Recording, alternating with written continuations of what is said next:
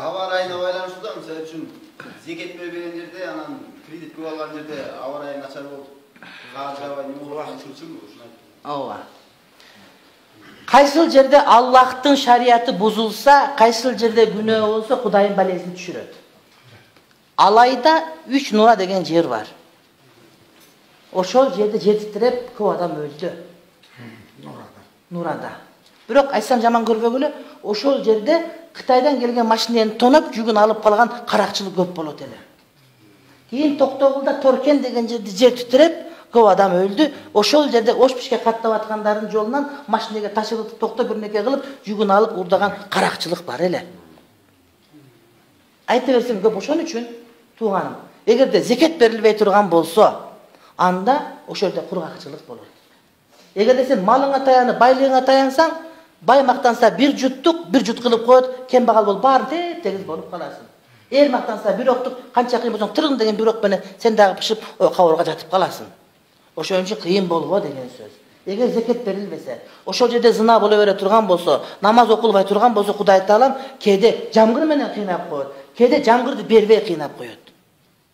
Кудай Таалам кээде ошол өзүңүн малың, өзүңүн башыңа мүшкүл кылып, жүк кылып коет, урматтуу бир тууганым.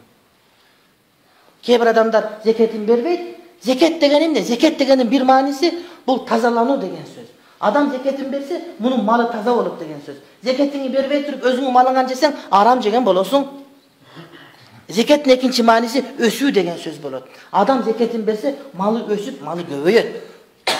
Индиялык устаздарыбыздын бири айтат, мен аэропортто элем дейт. Индиядан Меккеге учуп аткан Делиден дейт, аэропортто элем дейт. Анан бир канча соодагерлер, байлар бар эле, олтурат элек дейт. Олтурсак эле кабар келди, жанагы магазиндер, чоң супермаркетте сатылган дүкөнгө көчөгө өрт түшүп, ошол көчөдөгү бардык магазиндер өрттөнүп атат деген кабар бизге келди дейт. Бүт жанындагы адамдар, биздин устазыбыз алым адам эле, бүт жанында байлар, соодагерлер, тижаратчылар дейт. Бардыгы патра ушинтип жөнөп калышты дейт. Магазин эмне болду? Тезирээк барыш керек. О, пожарный бирнеке деп. Анан оң жагында отурган бир таква киши бар эле, ал шашпады дейт.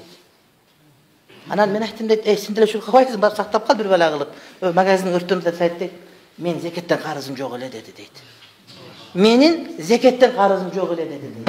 Деп шашпай акырын экөөбүз машинеге түшүп, самолеттагы болбой калды дейт. Барсак дейт, үйлөрдүн баары күйүп келип, ошо менин магазиниме жеткен жерден токтоптур дейт.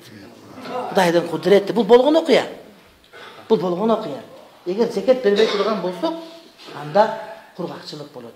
Ошол бербеген малыбызды Кудай Таалам оңой эле алып коет тууганым. Эң туура маселени козгодуңуз, тактырымсыз. Мына Таласта былтыр бардыгы байыды. Бардыгы бурчак сатып машина алып, куртай болуп кетишти. Зекеттерин бербей койсо, ал бурчак деле болбой калышы мүмкүн. Кудайым сактасын.